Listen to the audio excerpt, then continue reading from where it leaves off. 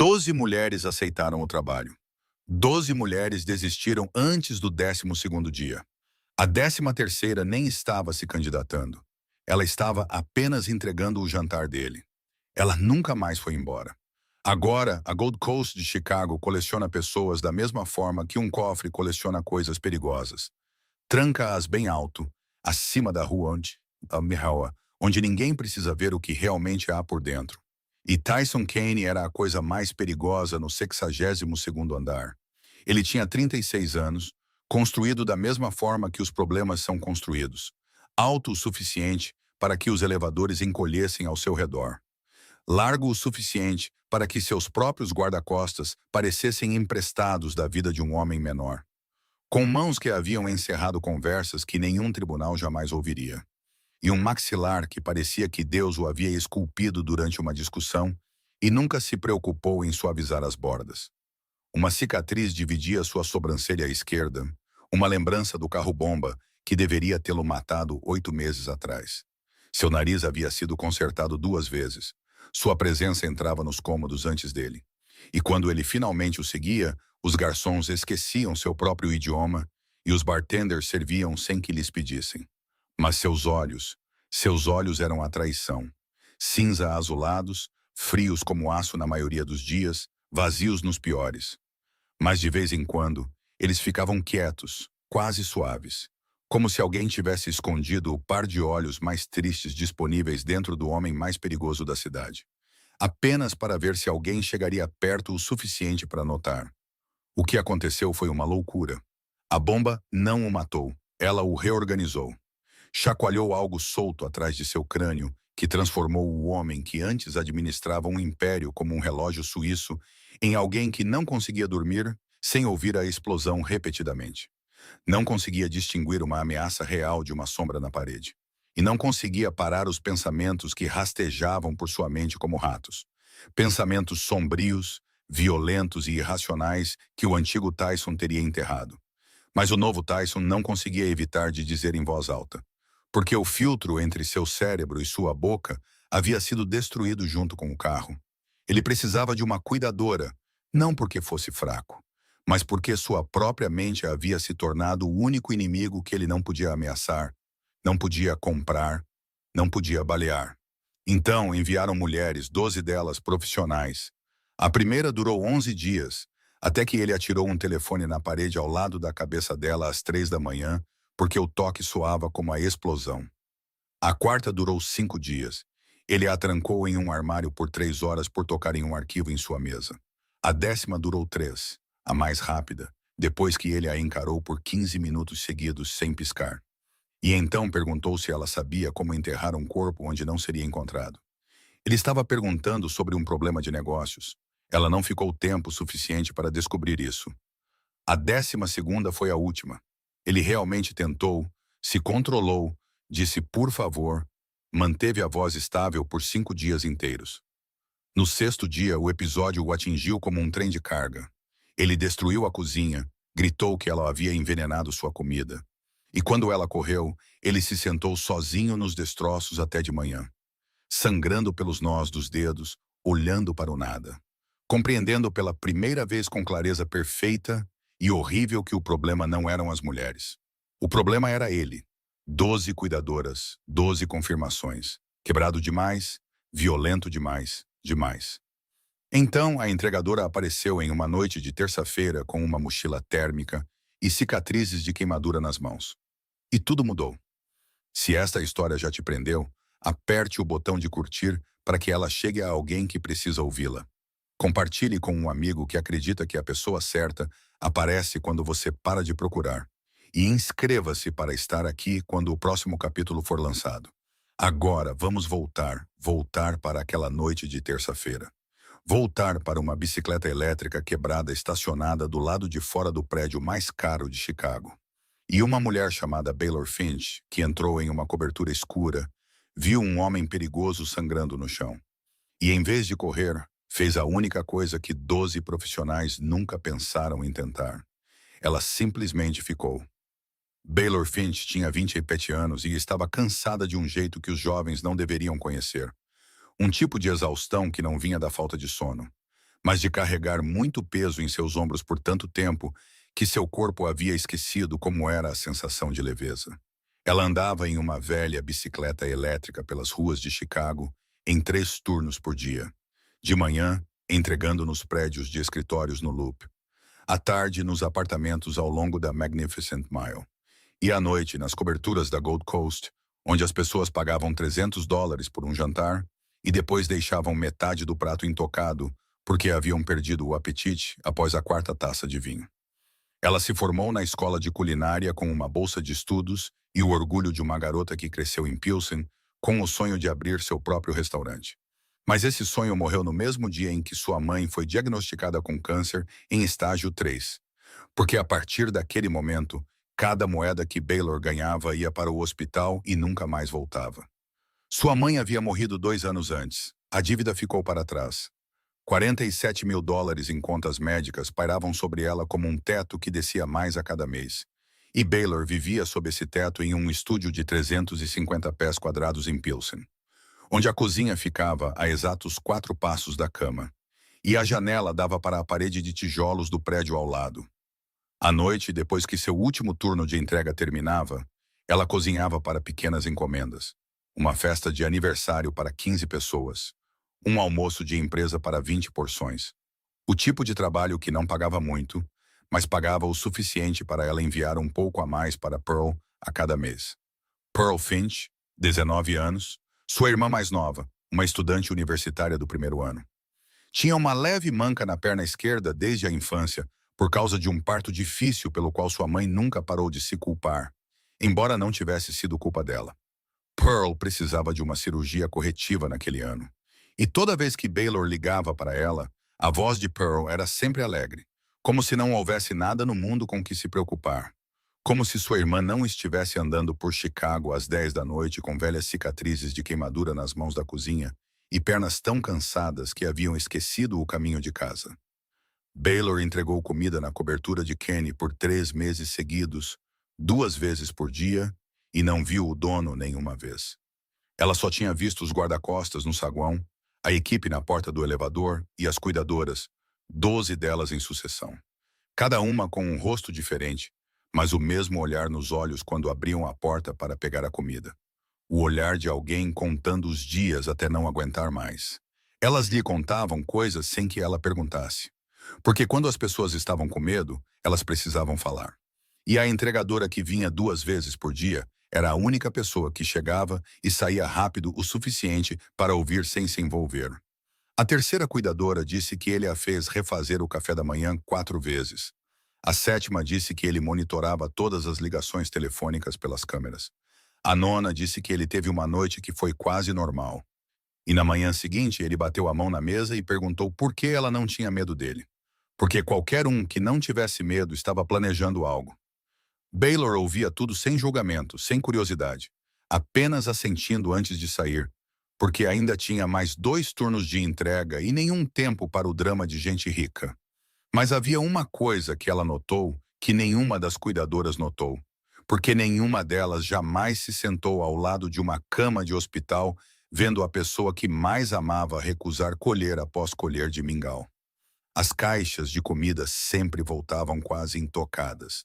Não uma vez, não algumas vezes, mas todas as vezes, todos os dias, por 3 meses seguidos.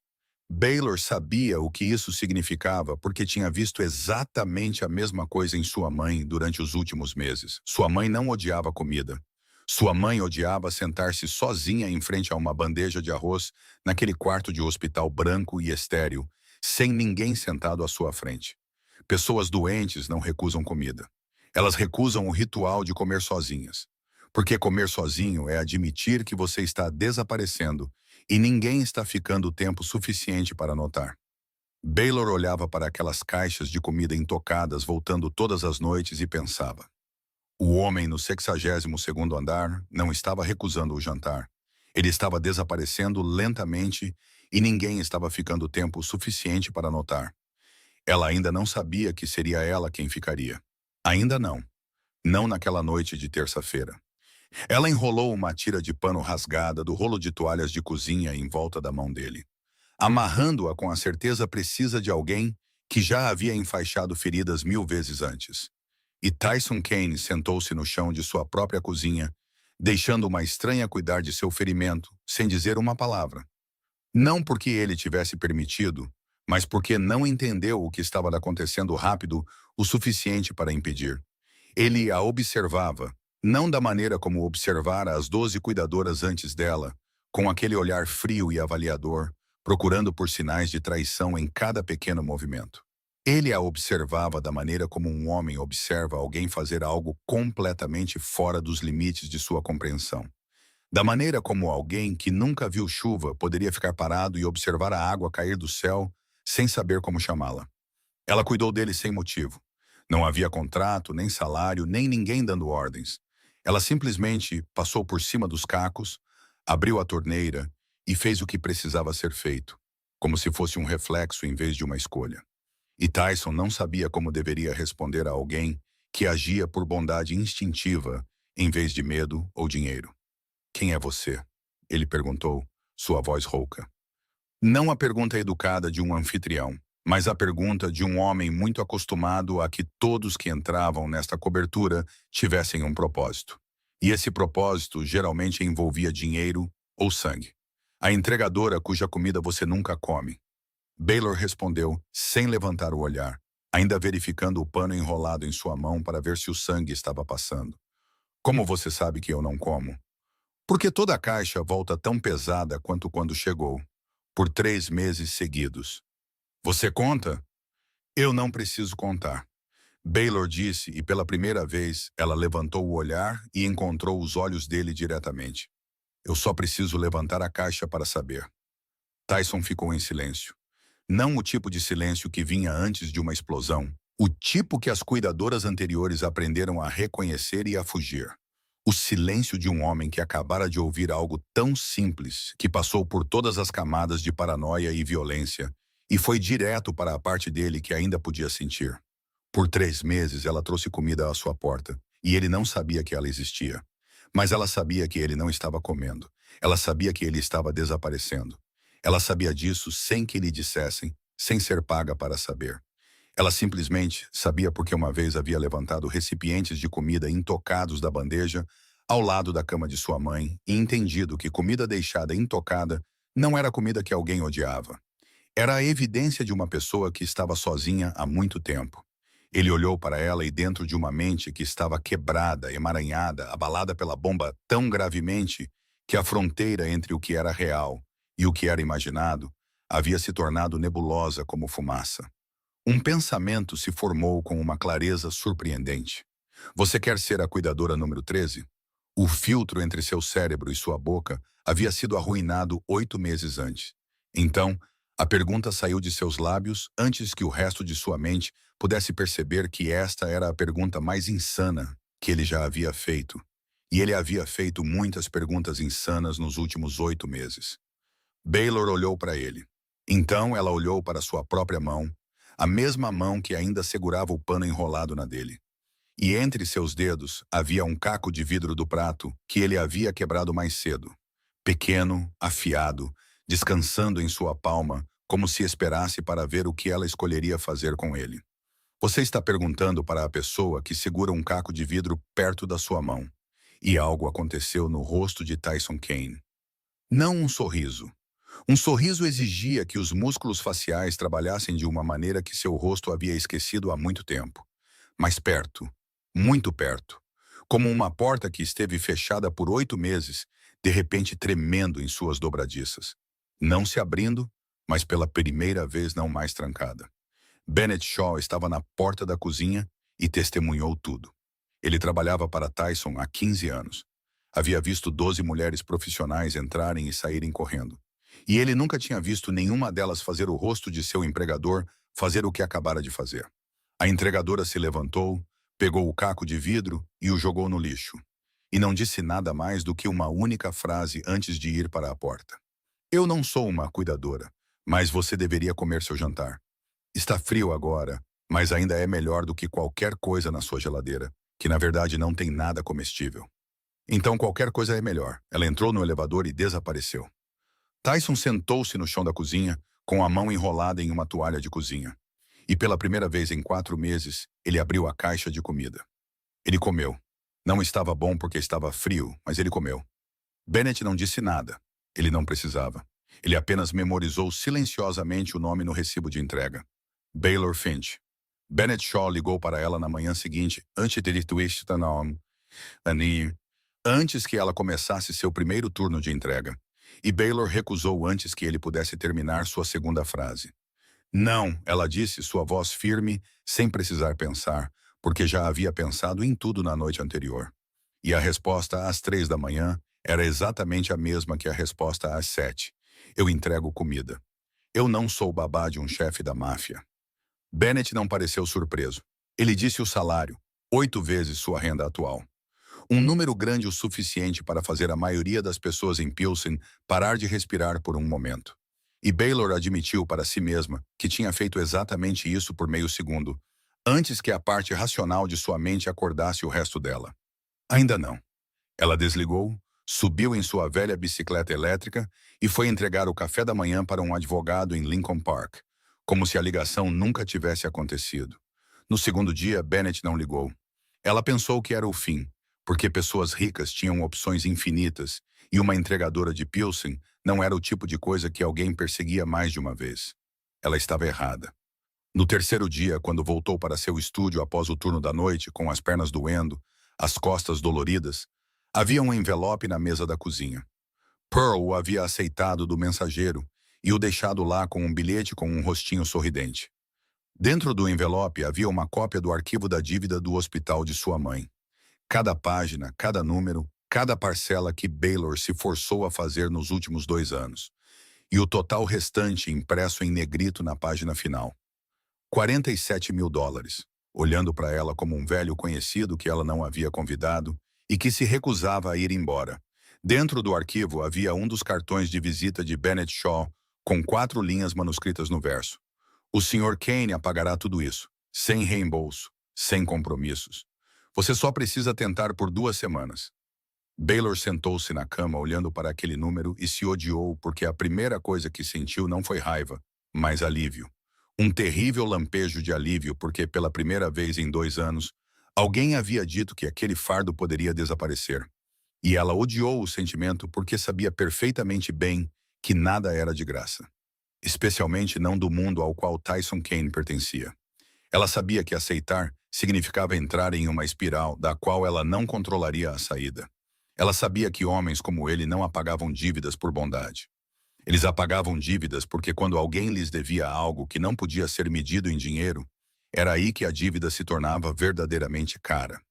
Mas Pearl precisava de uma cirurgia na perna naquele ano. O médico havia dito que se esperassem passar dos 20 anos, a eficácia seria reduzida pela metade. E Pearl faria 20 anos em novembro. E $47.000 de dívida antiga estavam em cima de $40.000 de nova cirurgia. E Baylor trabalhava 3 turnos por dia. Mas a matemática não se importa com o esforço. A matemática só se importa com os resultados. E o resultado não era suficiente. Ela ligou para Bennett de volta às 11 daquela noite. Ele atendeu no primeiro toque, como se estivesse sentado lá esperando. E talvez estivesse. 2 semanas, Baylor disse. Nada mais. 2 semanas e depois eu saio. E não deixe ninguém investigar minha vida particular novamente. Porque da próxima vez eu não serei educada. Bennett ficou em silêncio do outro lado. O tipo de silêncio curto e profissional que não faz promessas. Porque ele era o homem que havia contratado as 12 mulheres antes dela e cada uma delas havia dito alguma versão daquela frase. E cada uma delas havia saído antes que as 2 semanas terminassem. Ele não disse que ela seria diferente. Ele apenas disse, mandarei um carro para você amanhã de manhã às 8. Baylor desligou. Olhou para o arquivo na mesa. Olhou para a porta fechada de Pearl do outro lado do estúdio. Ouviu a respiração constante de sua irmã dormindo e disse a si mesma que 2 semanas não era tempo suficiente para mudar nada. Ela estava errada. Pela segunda vez em 3 dias, o carro veio buscá-la exatamente às 8 da manhã. Um SUV preto com vidros escuros, do tipo que Baylor só tinha visto em filmes, ou deslizando pelas ruas da Gold Coast quando passava de bicicleta, e se perguntava se as pessoas lá dentro sabiam quanto custava um galão de leite. Ela trouxe 2 sacolas de compras do mercado de Pilsen. Porque 4 meses entregando comida para esta cobertura, a ensinaram que a geladeira no 62º andar era um museu de comida vencida, não um lugar onde as refeições eram guardadas. E ela não tinha intenção de cozinhar com ingredientes mais velhos que alguns de seus relacionamentos. O elevador se abriu no andar da cobertura. E desta vez era dia. A luz de Chicago entrava pelas paredes de vidro do chão ao teto. E Baylor finalmente viu claramente o que ela apenas havia adivinhado no escuro naquela noite de terça-feira. A cobertura era tão grande quanto um ato deliberado de desperdício. Mármore italiano nos pisos. Móveis escolhidos pelo tipo de pessoa que compra coisas pelo preço em vez de afeto. E um silêncio espesso tecido em cada canto, como se até o ar ali fosse pago para não fazer barulho.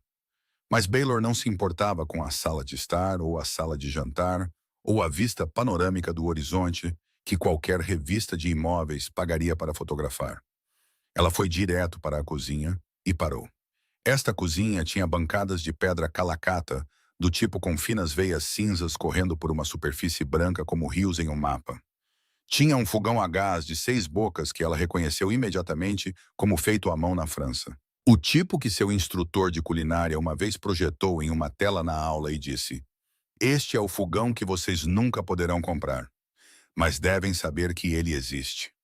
Havia fornos duplos, uma coifa de cobre, uma adega embutida, e tudo usava a mesma camada fina e uniforme de poeira que pertencia a coisas que ninguém nunca havia tocado.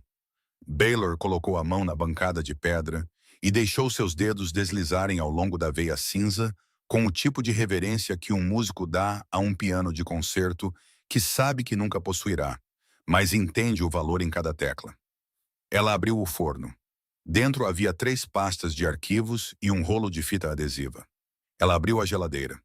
Uma caixa de comida para a viagem de 2 semanas atrás olhou para ela com a expressão triste de algo que havia perdido a esperança de ser comido. Tyson estava na porta da cozinha, um ombro contra o batente, e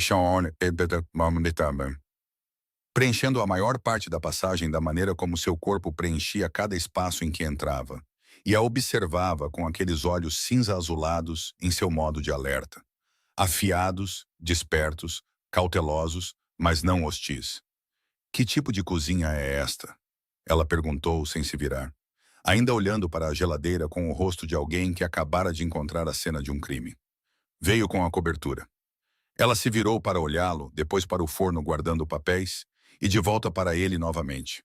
"Então, você tem um Steinway na sala de estar que está usando como prateleira para arquivos de escritório." Ele não respondeu, mas uma sobrancelha se ergueu, a que tinha uma cicatriz.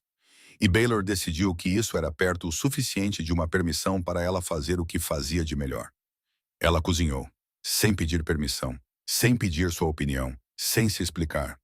Ela desempacotou os ingredientes das 2 sacolas que trouxera, as coisas que comprara no mercado de Pilsen às 6 da manhã, quando os vendedores ainda estavam descarregando seus caminhões, e começou a transformar a cozinha que nunca fora usada no que ela fora feita para ser. As bocas de gás pegaram fogo com uma chama azul constante e decidida, recuperando sua função após meses de uso indiferente e negligência. O cheiro de cebolas amolecendo na manteiga veio primeiro. Depois alho, depois tomilho fresco.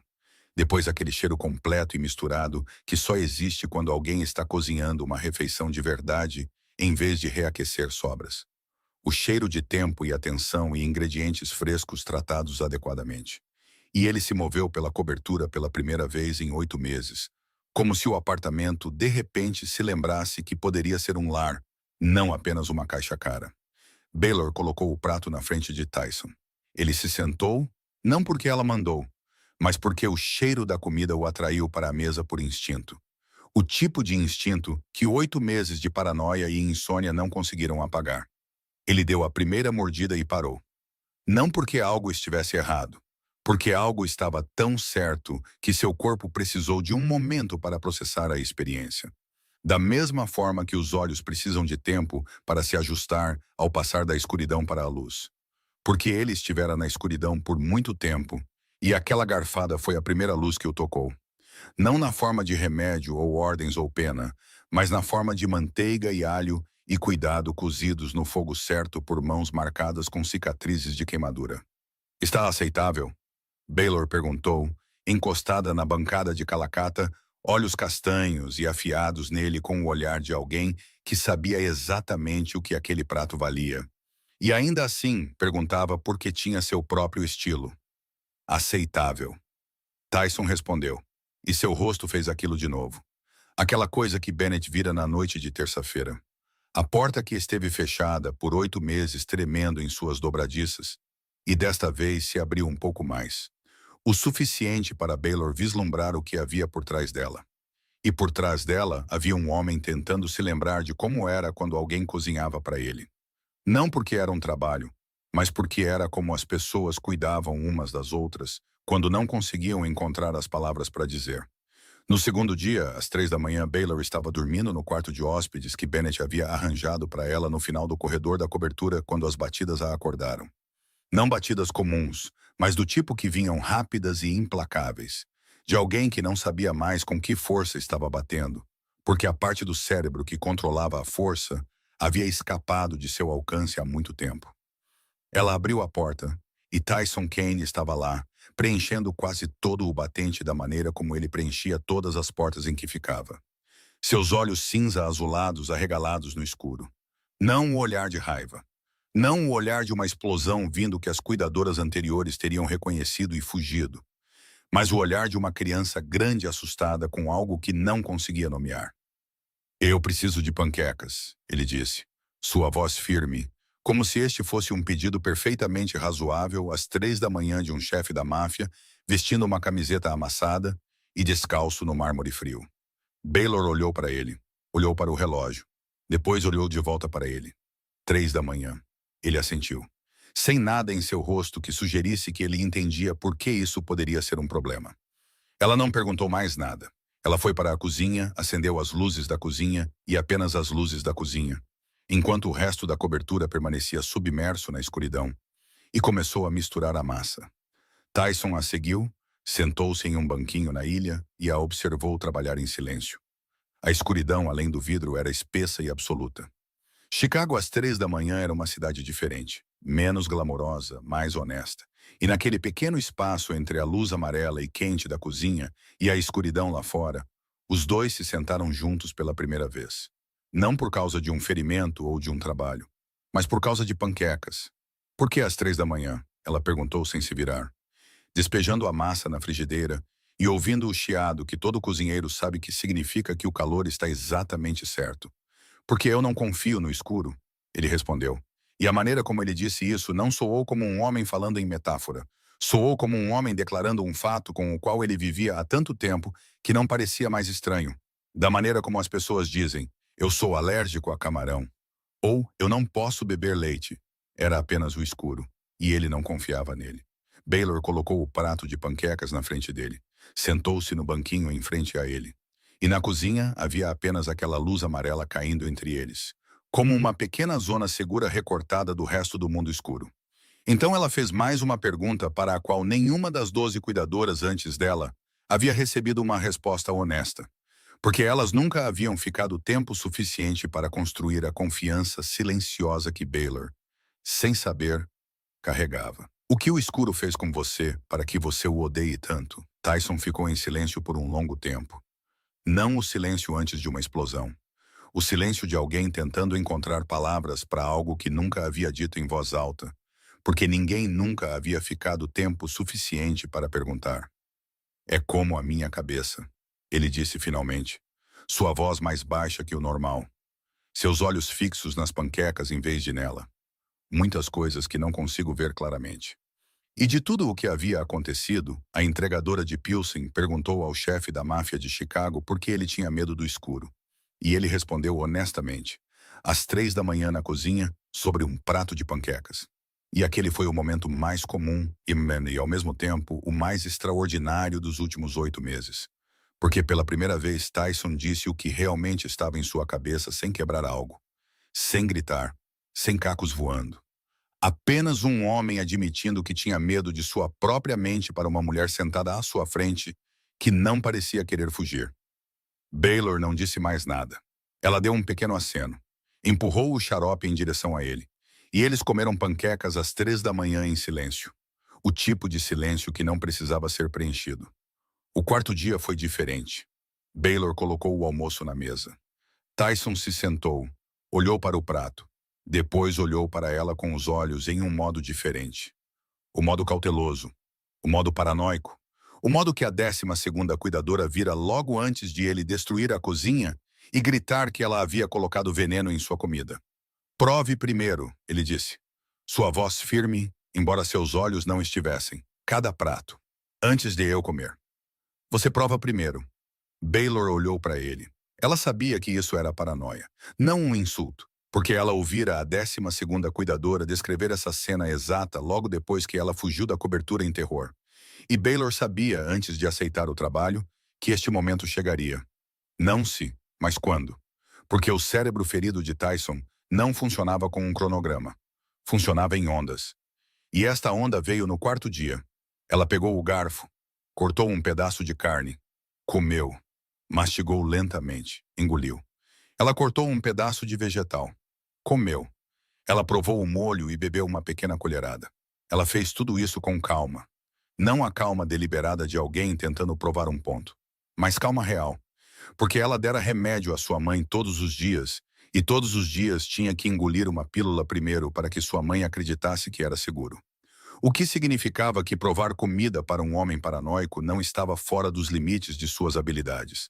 Então ela olhou para ele, olhos castanhos quentes e afiados encontrando o cinza azulado confuso nos dele, e disse, se eu quisesse te matar, eu deixaria você continuar comendo a comida vencida da sua geladeira. Mais lento, mas igualmente eficaz. E Tyson Kane riu. Não aquele quase sorriso que Bennett vira na noite de terça-feira. Não uma porta tremendo em suas dobradiças. Uma risada de verdade.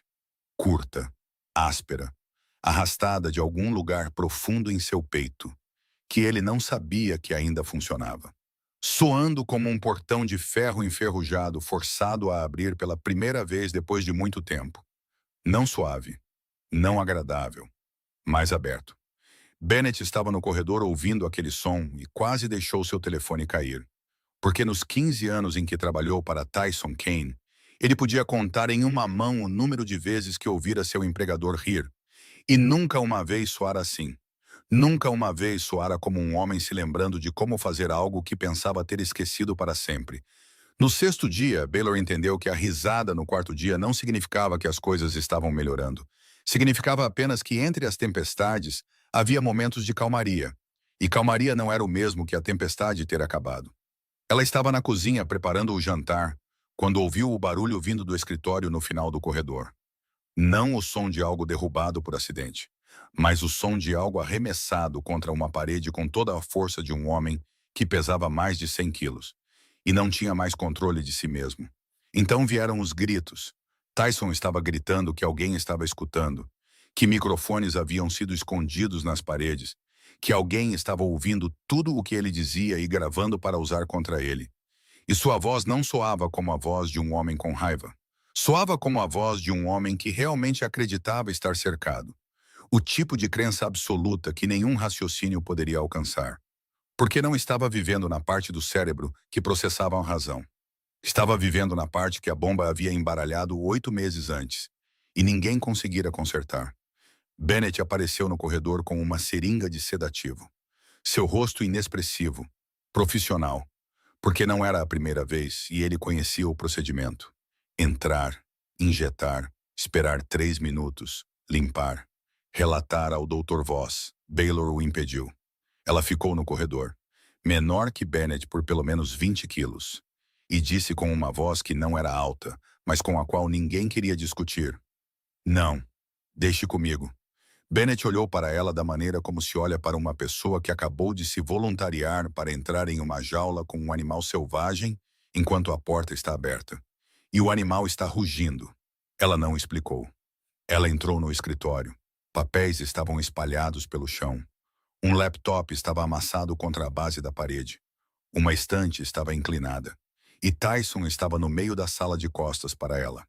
Ombros tensos, respirando tão pesadamente que ela podia ouvir da porta. Ela não disse nada. Ela se sentou no chão. a 2 metros de distância dele, com as costas contra a parede, e ficou em silêncio. Tyson se virou e olhou para ela com olhos que estavam em algum lugar muito longe da sala em que ele estava. Olhos que não a reconheciam. Não reconheciam o escritório. Apenas reconheciam a ameaça em todos os lugares, porque essa era a única coisa que seu cérebro estava disposto a processar naquele momento.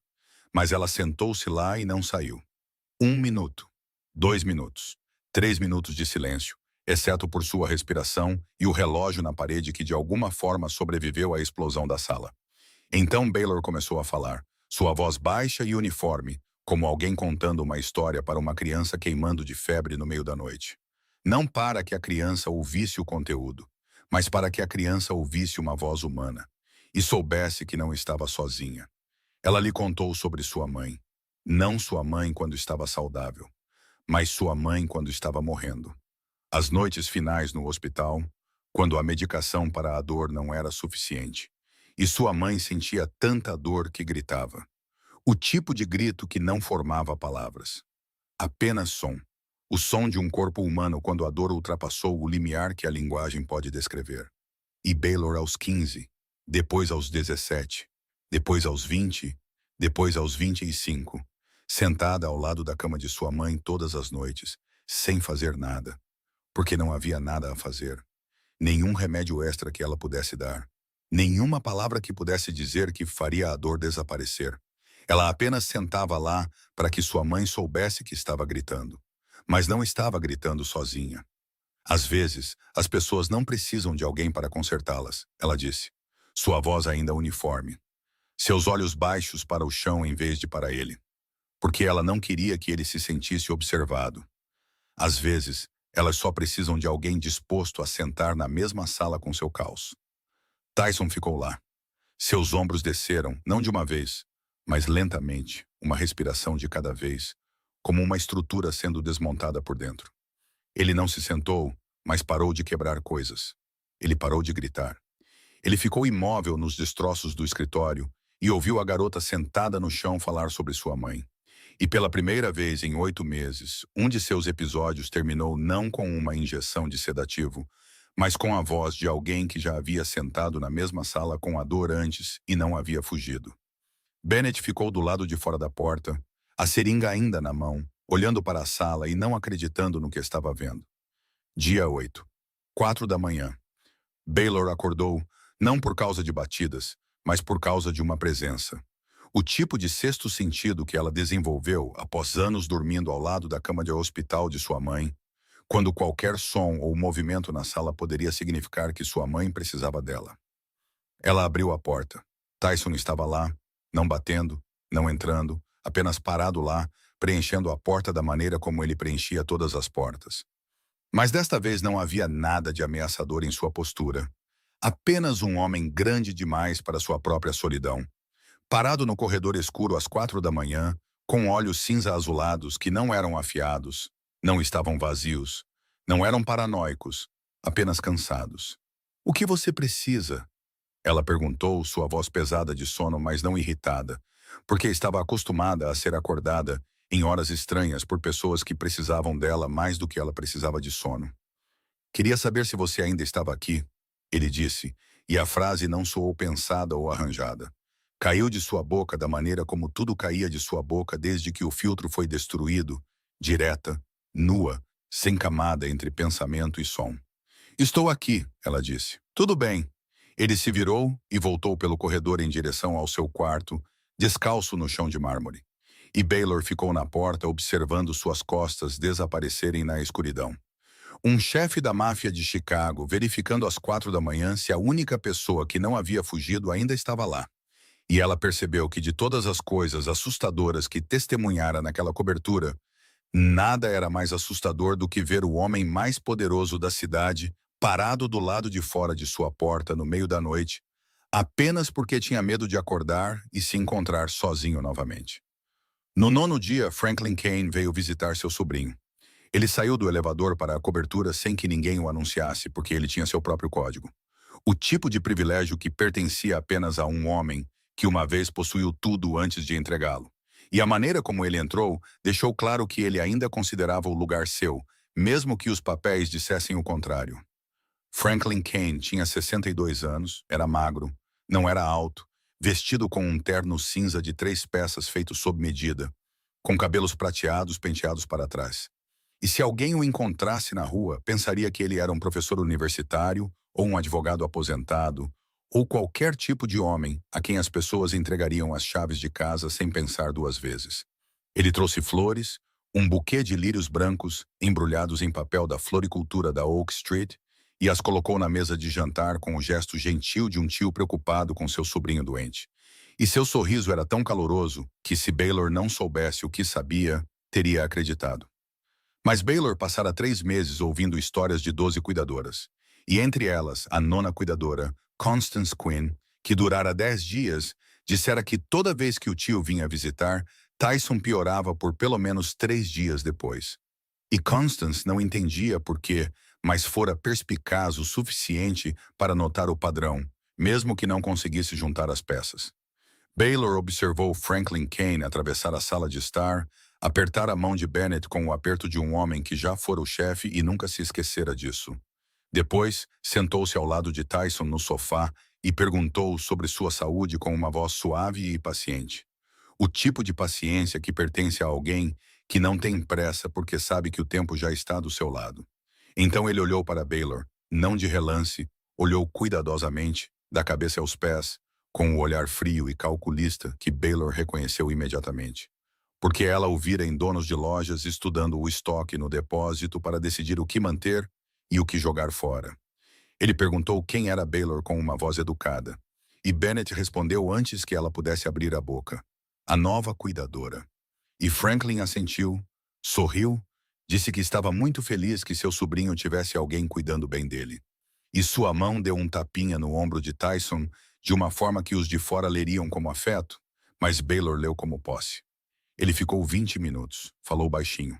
Perguntou sobre a medicação, sobre o sono, sobre o Dr. Voss.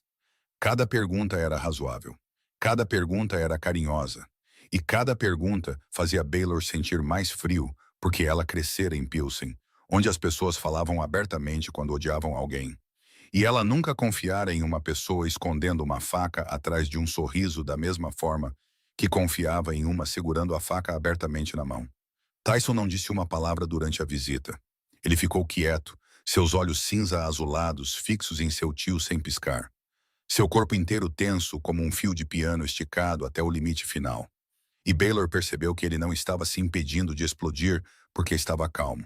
Ele estava se impedindo de explodir queimando cada pingo de força que lhe restava de dentro para fora. Franklin Kane foi embora. As portas do elevador se fecharam e Tyson quebrou. Não da maneira como no 6º dia, não quebrando coisas, não gritando. Pior. Ele se levantou, virou-se para Baylor e seus olhos, aqueles olhos cinza-azulados que ela já vira em tantos estados diferentes nos últimos 9 dias, frios, vazios, cansados e quase quentes quando ele estava perto de sorrir, agora continham algo que ela nunca vira antes: terror. Não terror do tipo paranoico, não o tipo de medo que seu cérebro danificado criava do nada. Terror real. O terror de um homem encarando uma ameaça real e não mais certo de que estava lúcido o suficiente para combatê-la. Não aceite nada dele, ele disse, sua voz baixa e urgente, como um homem tentando forçar um aviso pela fresta estreita de uma porta antes que ela se fechasse. Não fale com ele. Não olhe para ele. Baylor queria perguntar por quê, mas Tyson já havia se virado, entrado em seu quarto, fechado a porta. E o silêncio depois foi mais espesso do que qualquer grito que ela já ouvira naquela cobertura. Bennett tocou seu cotovelo levemente, sinalizando para que ela o seguisse até a varanda, onde não havia microfones, nem câmeras. Apenas o vento de Chicago no 62º andar e o céu da tarde. E lá ele lhe contou, com a voz baixa e firme de um homem que guardara esse segredo por muito tempo, e sabia que agora ela precisava saber para sobreviver. O pai de Tyson, irmão de Frank, morrera quando Tyson tinha 26 anos. Frank assumiu, administrou o império por 10 anos, depois entregou o poder a Tyson não porque queria, mas porque o conselho votou e Frank perdeu. 8 meses antes, o carro que Tyson dirigia explodiu na Lakeshore Drive. A polícia concluiu que foi uma falha mecânica. Bennett não acreditou. Ele investigou por conta própria e descobriu que a última manutenção do carro fora feita em uma oficina secretamente pertencente a Frank. Não era prova suficiente para um tribunal, mas era prova suficiente para Bennett. Frank estava esperando. Ele não precisava matar Tyson uma segunda vez. Ele só precisava que Tyson se tornasse instável o suficiente para que o conselho o tirasse do poder. E desta vez Frank venceria. E tudo voltaria para suas mãos como se nunca as tivesse deixado de verdade. Bennett olhou para Baylor e pela primeira vez ela viu algo como preocupação nos olhos do homem, que ela pensava não saber o que era preocupação. Você é a variável que ele não esperava, disse Bennett. Tyson está melhorando. Ele não quer que Tyson melhore. Baylor ficou na varanda no 62º andar, o vento de Chicago batendo em seu rosto, e olhou para a cidade abaixo, pequena e ordenada como um modelo que alguém construíra em uma mesa. E entendeu que não estava mais simplesmente cuidando de um homem doente. Ela estava no meio de uma luta pelo poder que não escolhera, não entendia completamente e da qual não tinha como sair sem levar algo consigo. Porque neste mundo, uma vez que as pessoas sabem, elas não têm permissão para esquecer. E Baylor Finch agora sabia. 2 semanas se passaram e ninguém mencionou. Não porque tivessem esquecido, mas porque ambos sabiam que mencionar o prazo significava enfrentar a resposta. E a resposta agora era muito mais complicada do que fora na noite em que Baylor disse: 2 semanas, nada mais. Ao telefone para Bennett, lá em Pilsen. A cobertura mudou, não da maneira grandiosa como um lugar muda quando alguém o reforma, mas da maneira como a vida lentamente se infiltra em um lugar que antes continha apenas existência. A cozinha funcionava todos os dias agora. O fogão a gás de 6 bocas não estava mais coberto de poeira, mas de óleo e respingos de refeições de verdade. E Baylor plantou ervas na varanda do 62º andar, manjericão e tomilho, e alecrim em pequenos vasos que comprou em uma loja de plantas em Lincoln Square. E o fato de que algo estava vivendo e crescendo na varanda da cobertura de um chefe da máfia era o tipo de absurdo sobre o qual ela decidiu não pensar muito. Tyson comia refeições adequadas, nem sempre sem dificuldade. Havia manhãs em que ele olhava para o prato como se fosse um inimigo, almoços em que ele a fazia provar primeiro porque a paranoia voltava em ciclos que ninguém podia prever. Mas ele comia, e isso por si só era mais do que qualquer uma das 12 mulheres antes dela conseguira. Ele a deixava sentar na sala de estar quando tentava dormir à noite. Não no quarto, não ao lado da cama, apenas do lado de fora na sala de estar, lendo sob a lâmpada. E de alguma forma, saber que alguém estava acordado do outro lado da porta ajudava sua mente a se acalmar o suficiente para que ele conseguisse ter curtos períodos de sono. Nunca longos o suficiente, mas melhor do que nada. Então, uma noite, perto do final da terceira semana, Baylor o encontrou parado em frente à janela da sala de estar, olhando para Chicago. Não parado como quando estava paranoico, não parado como um homem procurando perigo nas ruas abaixo, parado como alguém olhando para algo grande demais para entender a qual parte pertencia. Chicago à noite se espalhava sob ele como uma vasta corrente elétrica, milhões de luzes costuradas por estradas das quais ele já possuíra um pedaço. E agora ele estava no 62º andar olhando para baixo, não como um governante, mas como um estranho. E Baylor reconheceu aquela postura. Era a postura de uma pessoa solitária observando o mundo continuar se movendo sem precisar dela. 12 pessoas foram embora, ele disse sem se virar, sua voz plana como a superfície da água noturna. Não amarga, não autocomiserativa, apenas um número que ele contara e carregava em sua cabeça, ao lado de outros números que não conseguia esquecer.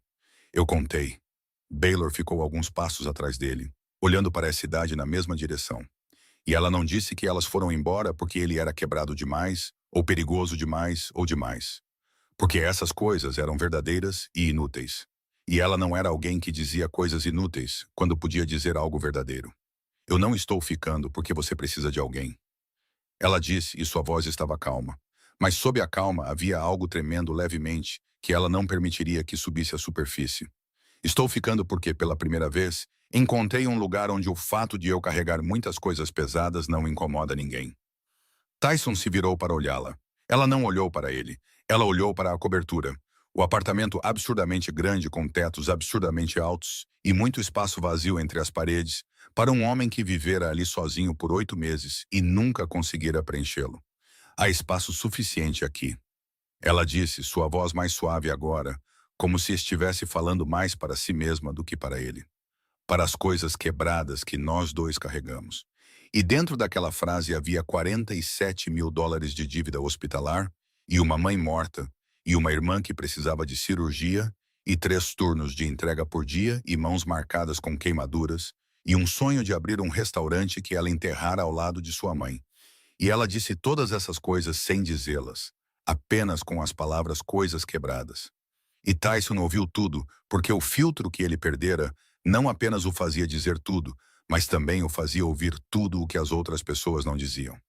Você não vai embora, ele disse. E desta vez foi como naquela noite de terça-feira, quando ele ficara do lado de fora da porta dela às 4 da manhã. Não uma pergunta, uma constatação, do tipo que vem tarde, mas vem certa, como o nascer do sol. Sua cozinha ainda é uma cena de crime. Baylor disse e um canto de sua boca se ergueu. E sua dieta é uma crise humanitária. Sair agora seria irresponsável. Tyson Kane riu. Não a risada curta e áspera do quarto dia, não a porta enferrujada se abrindo com um estalo. Uma risada de verdade, de algum lugar tão profundo que poeira poderia ter subido com ela. Porque aquele lugar não era aberto desde antes da bomba, antes do Império.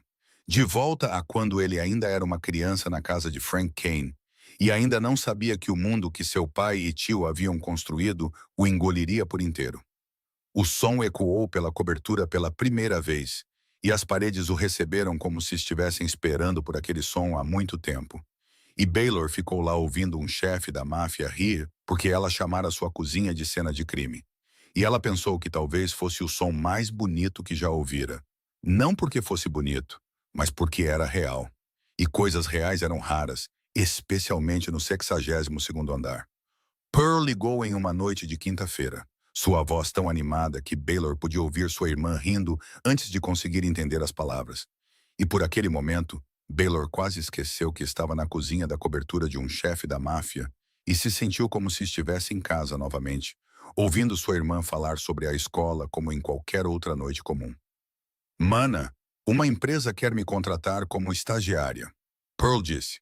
Eles me contataram pela escola, pelo escritório de carreiras. Tudo é muito profissional. Eles disseram que sou uma boa opção para o programa e há até uma bolsa de estudos incluída. E sabe de uma coisa?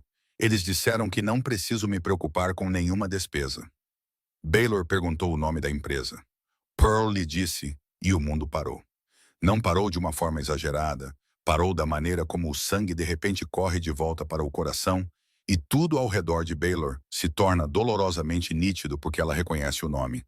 Ela o vira em uma folha de papel no escritório de Tyson no 6º dia, quando entrara e se sentara no chão no meio dos destroços. E entre os documentos espalhados por toda parte, havia uma lista de empresas de fachada que Bennett marcara em vermelho.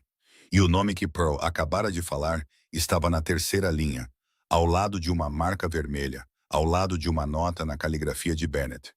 Pertence à rede de FK. Frank Kane estava tentando alcançar sua irmã. Ela encerrou a ligação com Pearl depois de lhe dizer: não assine nada, não se encontre com ninguém, eu te ligo de volta. E sua voz permaneceu calma o suficiente para que Pearl não ficasse com medo, mas sua mão tremeu o suficiente para que ela tivesse que colocar o telefone na bancada da cozinha antes de derrubá-lo. Ela encontrou Tyson na sala de estar. Ele estava sentado no sofá, olhando para o nada, como fazia quando seu cérebro estava preso entre 2 estados. Não totalmente lúcido, mas também não paranoico. Aquela zona cinzenta que o Dr. Voss chamava de nova linha de base e Bennett chamava de menos ruim. Baylor parou na frente dele e ele levantou o olhar e viu algo em seu rosto que não vira nas 3 semanas inteiras em que ela estivera lá. Não medo, não preocupação, raiva. O tipo de raiva que era limpa e afiada, não caótica, mas mais perigosa que o caos porque tinha direção. Seu mundo acabou de tocar na minha irmã, ela disse, e sua voz não tremia mais, cortava. Eu aceitei às 3 da manhã. Eu aceitei você quebrando coisas. Eu aceitei provar cada prato antes de você comer.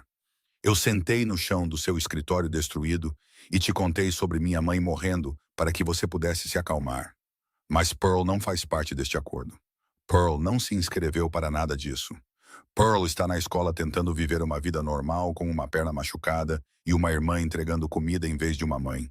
E se o seu mundo engolir minha irmã, eu não vou ficar aqui e consertar sua cozinha para você. Eu vou embora e levarei tudo comigo. Tyson olhou para ela e mudou. Não gradualmente como uma porta enferrujada se abre. Mudou como um interruptor sendo acionado. Seus olhos cinza-azulados, que estavam naquela zona cinzenta, turva e esmaecida, de repente se tornaram frios, claros, focados. O tipo de olhos que Bennett não via há 8 meses. O tipo de olhos pertencentes ao homem que uma vez administrou um império com a precisão de um relógio suíço antes que a bomba levasse tudo dele. Tyson se levantou. Ele se levantou e seu corpo preencheu a sala de estar da maneira como uma vez preencheu todas as salas antes do acidente. Não por causa do tamanho, mas por causa da força. O tipo de força que pertence a um homem que sabe que é perigoso e não vê razão para escondê-lo. Bennett, ele chamou, sua voz não alta, mas cortando a cobertura como uma faca no tecido. E Bennett apareceu do corredor em 3 segundos. Não porque estivesse perto, mas por causa daquela voz. A voz do antigo chefe. A voz que Bennett não ouvia há 8 meses e reconheceu instantaneamente. Da mesma forma que um soldado reconhece o som de uma corneta de batalha mesmo depois de ter sido dispensado por 10 anos. Pearl Finch, estudante. Tyson nomeou a universidade exatamente, embora Baylor nunca lhe tivesse dito. O que significava que ele descobrira por si mesmo. O que significava que a parte de seu cérebro, que ainda funcionava, vinha silenciosamente coletando informações sobre as pessoas que importavam para ela, sem que ela soubesse. Proteja-a 24 horas por dia, 7 dias por semana, a partir de agora. Ninguém se aproxima dela. Ninguém fala com ela. Ninguém a toca. Bennett olhou para Tyson, depois para Baylor, depois de volta para Tyson. E em seus olhos havia algo como choque, embora ele tentasse esconder. Porque em 15 anos, Bennett nunca vira Tyson ordenar proteção para ninguém, exceto ele mesmo. Nunca. E agora ele estava ordenando proteção para a irmã da entregadora com a voz da versão antiga de si mesmo que todos pensavam ter morrido na Lakeshore Drive 8 meses antes. Bennett assentiu e desapareceu. Tyson olhou para Baylor. Ninguém toca na sua irmã. Ele disse, e isso não era uma promessa educada. Era a declaração de um homem totalmente capaz de torná-la verdadeira por quaisquer meios que o mundo comum não permitiria, mas seu mundo não proibia. Baylor olhou para ele e viu que seus olhos cinza-azulados estavam afiados e frios e totalmente presentes pela primeira vez desde que ela entrara na cobertura naquela noite de terça-feira. E ela entendeu que o que puxou Tyson Kane de volta na realidade não foi a medicação do Dr. Voss, não foram as panquecas das 3 da manhã, não foi ela sentada no chão contando sobre sua mãe. Todas essas coisas ajudaram, mas não foram suficientes. O que foi suficiente foi que, pela primeira vez em 8 meses, ele tinha algo além de si mesmo para proteger. E essa coisa se chamava Pearl Finch, a irmã da única mulher que não havia fugido. Depois do que aconteceu com Pearl, Tyson ficou mais claro. Não totalmente claro, não seu antigo eu retornado para sempre. Mas ele tinha períodos mais longos de luz entre os momentos sombrios. E nesses períodos, ele parecia tanto um homem comum que Baylor quase esquecia que ele não era. E então ele dizia algo estranho ou olhava para o canto de uma sala por muito tempo, e ela se lembrava. Em uma tarde, durante um desses períodos de clareza, ela estava cozinhando enquanto ele estava na porta da cozinha, observando da maneira que sempre fazia. E sem pensar, ela disse, "Venha aqui, vou te ensinar a cortar uma cebola." Porque ela estava cansada de ele ficar na porta de sua própria cozinha como um convidado. E porque se um dia ela tivesse que ir embora, ele deveria pelo menos saber como não morrer de fome com algo além de comida para a viagem. Tyson entrou na cozinha e pegou a faca que Baylor lhe entregou. E ela soube que havia um problema antes mesmo de a lâmina tocar a cebola, pela maneira como ele a segurava. Não da maneira como alguém segura uma faca de cozinha, mas da maneira como alguém segura uma arma. Dedos travados ao redor do cabo, com o instinto de um homem que segurara coisas afiadas para propósitos para os quais as facas de cozinha nunca foram feitas. Lâmina inclinada para baixo, pulso rígido, ombros tensos, todo o seu corpo na postura de um homem pronto para esfaquear em vez de fatiar. Você está picando cebolas, não acertando contas, Baylor disse sem pensar. Da maneira como tudo saía dela, direto, simples, sem medo. E ela viu seus ombros se moverem muito levemente, da maneira que aprendera que significava que ele estava suprimindo um sorriso. Ela se aproximou dele e fez algo que as 12 cuidadoras antes dela provavelmente nunca teriam feito, porque sabiam do que aquelas mãos eram capazes. Ela colocou a mão sobre a dele. Sua mão era pequena, marcada com velhas cicatrizes de queimadura que iam do dorso até o dedo médio. Os restos de um acidente quando óleo quente espirrou em uma cozinha de restaurante durante seu estágio. E aquela mão repousava sobre a mão dele, tão grande que a dela parecia a de uma criança em cima. Uma mão com cicatrizes em todos os nós dos dedos por 20 anos em um mundo onde a pele sempre perdia. E ela ajustou sua pegada, virando o cabo, abrindo seus dedos, colocando-os de volta da maneira certa. Dedo indicador e polegar apertados contra os lados da lâmina perto do calcanhar, os outros 3 dedos enrolados no cabo, pulso solto, ombros abaixados. Uma mão que havia matado estava sendo ensinada por uma mão com cicatrizes de queimadura a segurar uma faca de cozinha. E Tyson olhou para suas mãos sobrepostas e não disse nada. E não havia necessidade de dizer nada, porque há momentos em que o silêncio carrega mais do que as palavras jamais poderiam. E este era um deles. Ele cortou a cebola. Não bem. Alguns pedaços grandes, outros pequenos, desiguais. O tipo de corte feito por um homem usando uma faca pela primeira vez para o que ela realmente fora feita. Baylor não criticou. Ela apenas disse, está bom. Então jogou as cebolas na panela e continuou cozinhando. E naquela noite eles comeram o primeiro jantar que Tyson ajudara a fazer, mesmo que sua parte fossem apenas cebolas mal picadas. E nenhum deles mencionou, mas ambos sabiam que importava. Naquela noite, às 2 da manhã, Baylor estava sentada na sala de estar lendo quando ouviu pés descalços no mármore. E Tyson foi para a cozinha, acendeu as luzes da cozinha e apenas as luzes da cozinha, e sentou-se no banquinho da ilha. Ela o seguiu sem perguntar e pegou macarrão para cozinhar, porque sabia que quando ele entrava na cozinha naquela hora, não era porque estava com fome, era porque a cozinha se tornara o lugar mais seguro da cobertura. O lugar com luz quente e o cheiro de ervas e a memória de refeições que alguém fizera para ele porque se importava. E quando sua mente estava barulhenta demais para dormir, a cozinha era o único cômodo silencioso o suficiente para ele suportar. Ela colocou a tigela de macarrão na frente dele. Ele comeu devagar, depois parou, pauzinhos na mão, olhos baixos para a tigela e começou a falar. Sem introdução, sem preâmbulo, da maneira como tudo saía de sua boca desde que o filtro se quebrou, diretamente, sem rodeios. Ele lhe contou sobre o acidente pela primeira vez. Não contando ao Dr. Voss porque a terapia exigia, não contando a Bennett porque a investigação exigia. Contando a ela na cozinha às 2 da manhã, ao lado de uma tigela de macarrão esfriando lentamente. Ele disse que estava dirigindo na Lakeshore Drive e ouviu o clique. Pequeno, quase impossível de ouvir sob o motor, mas ele ouviu. Porque ele era um homem que se mantivera vivo ouvindo os sons que outras pessoas ignoravam.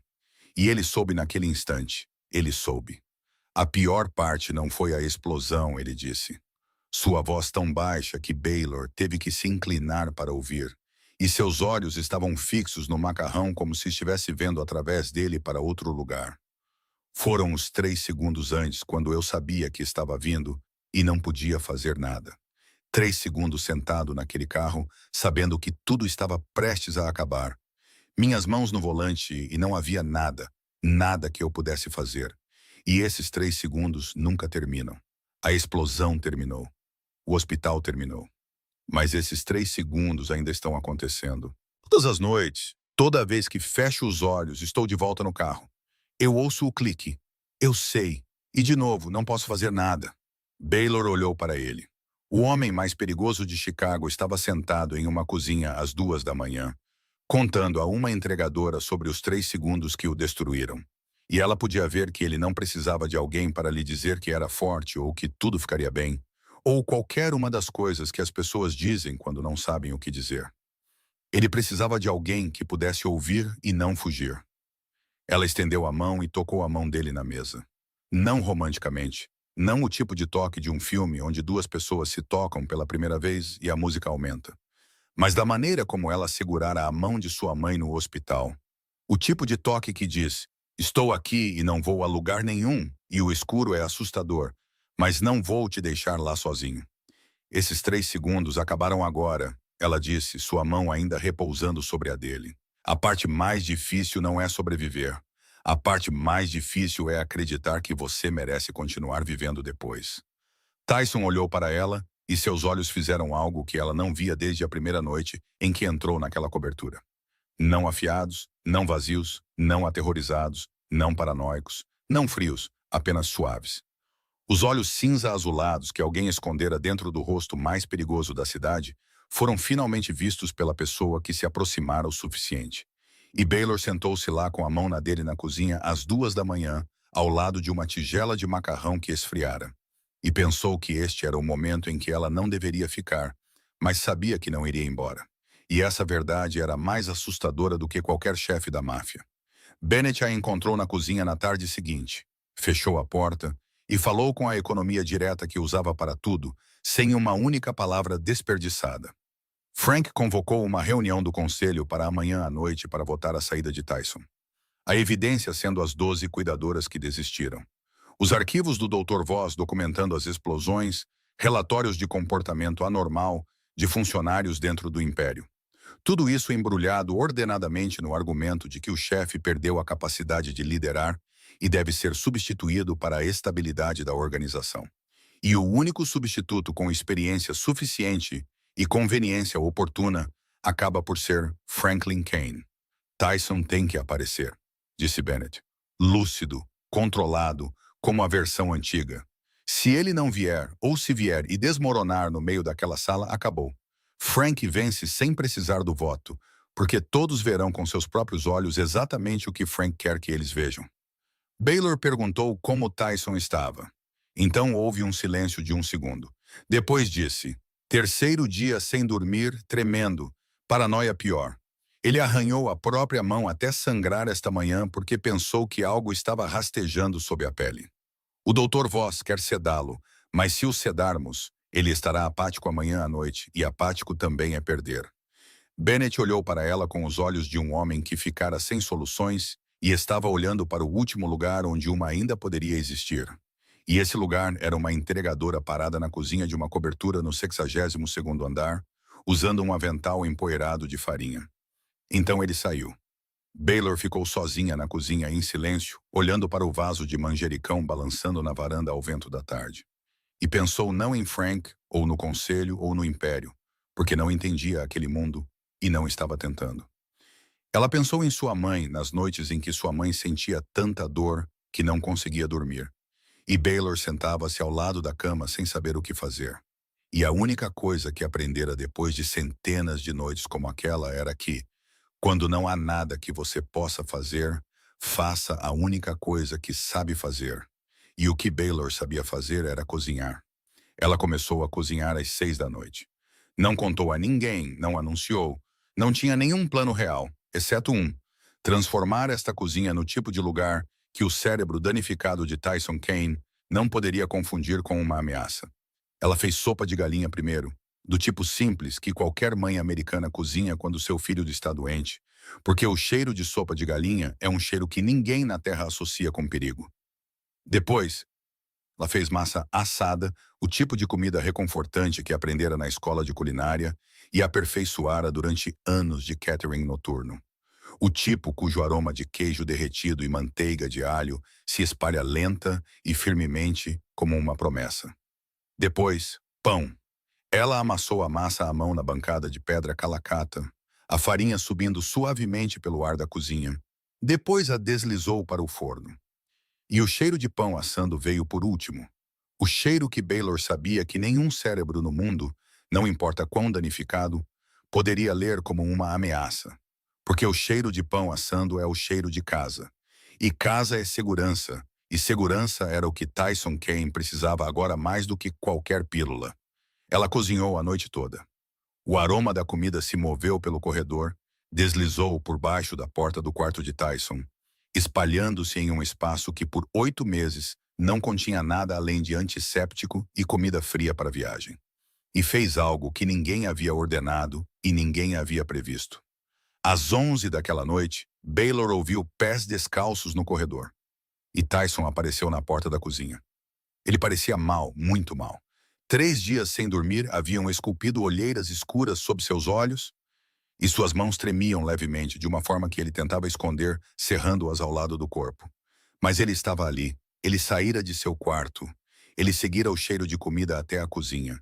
E aquele instinto, o instinto de se mover em direção ao cheiro de segurança, era o instinto mais básico que a bomba não conseguira destruir. Baylor não disse, você precisa dormir, ou amanhã é importante, ou qualquer outra coisa que ele já sabia e não precisava que fosse repetida. Ela colocou um prato na frente dele.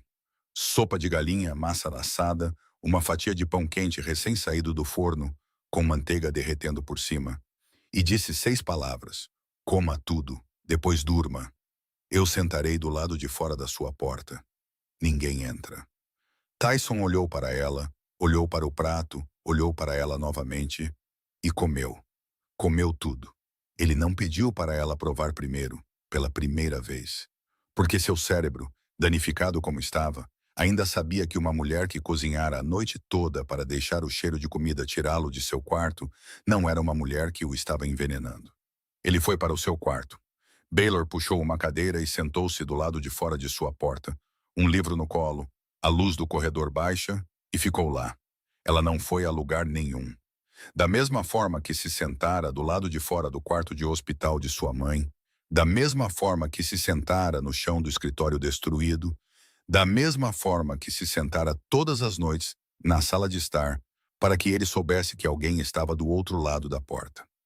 Tyson dormiu. Pela primeira vez em 8 meses, ele dormiu por 6 horas ininterruptas, sem acordar sobressaltado, sem ouvir a explosão, sem ver aqueles 3 segundos se repetirem. Porque do lado de fora da porta havia uma mulher vigiando e dentro da cobertura havia o cheiro de pão assando. E essas duas coisas juntas criaram algo que nenhum remédio conseguira lhe dar.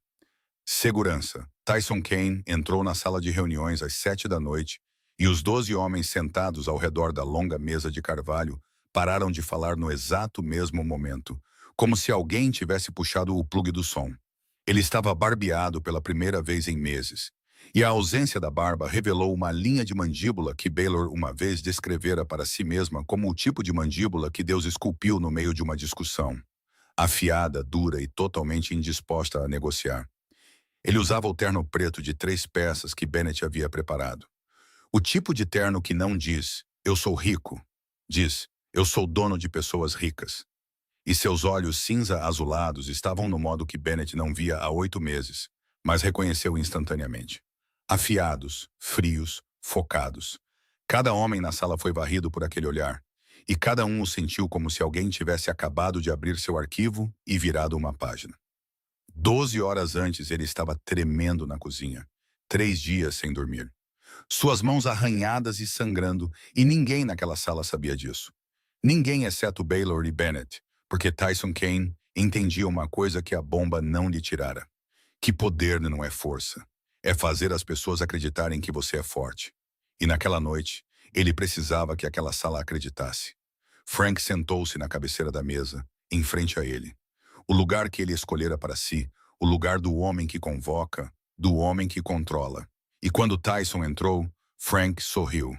Aquele sorriso caloroso e preocupado de um tio penalizado por fazer isso pelo bem da família.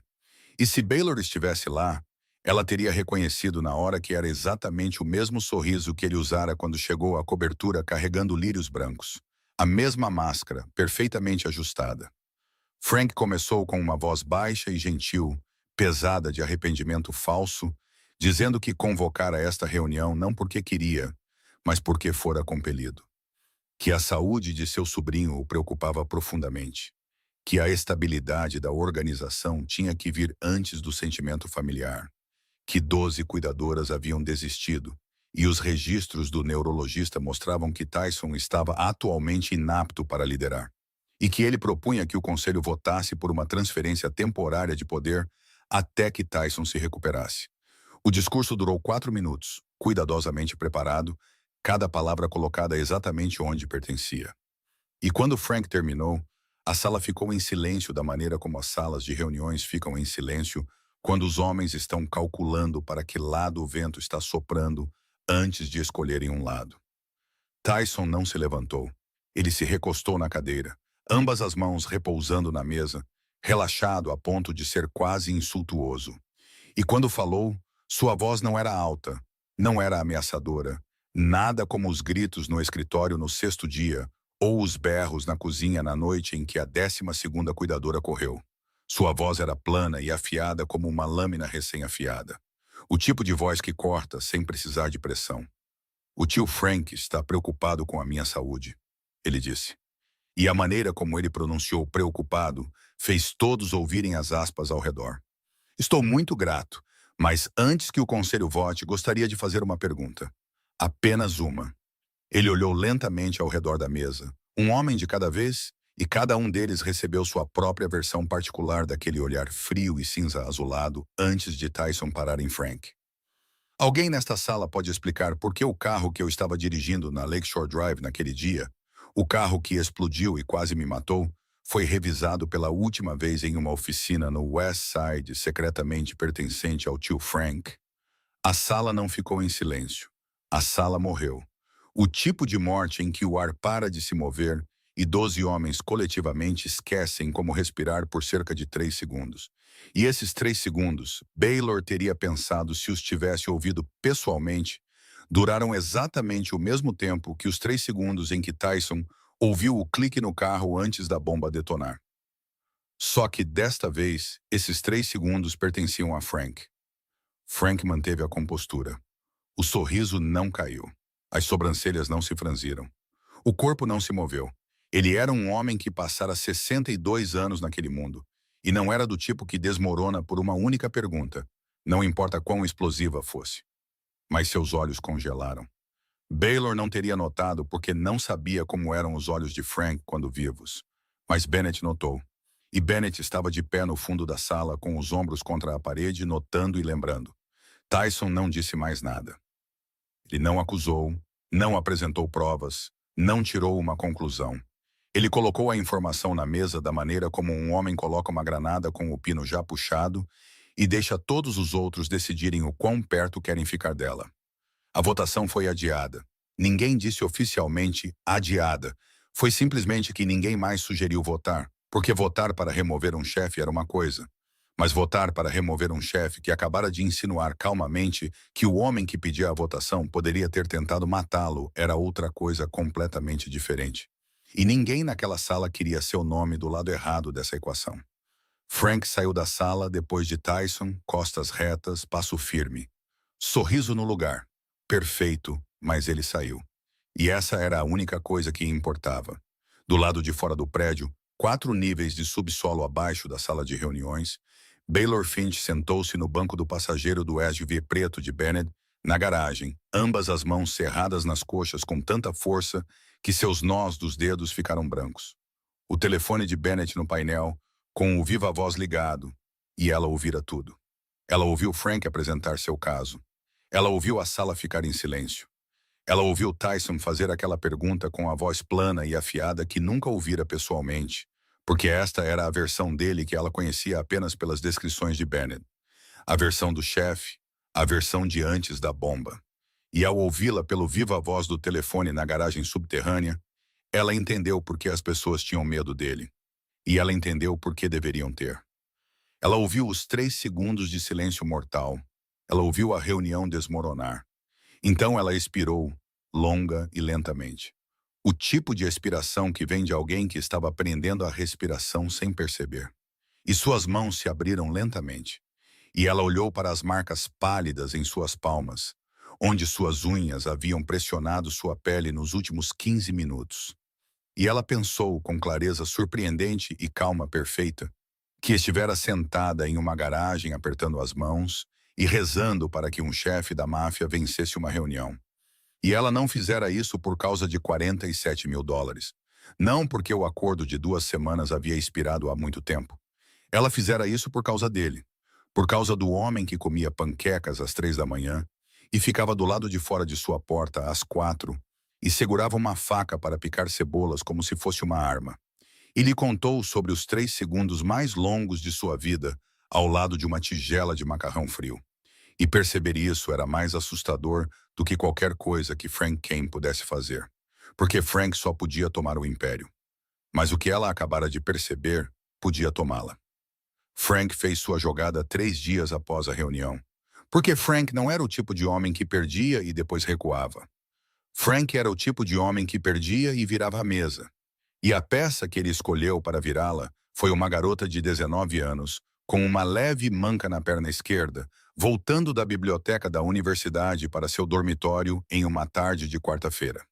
O guarda que Bennett designara para proteger Pearl recebeu uma mensagem falsa de um número interno, ordenando que ele mudasse de posição para outro endereço porque Pearl já havia sido pega. Uma mensagem falsa enviada através do sistema de comunicação real, porque Frank já fora chefe e ainda tinha acesso a coisas que ninguém pensara em revogar. E quando o guarda saiu, Pearl desapareceu no trecho de 4 quarteirões entre a biblioteca e o dormitório.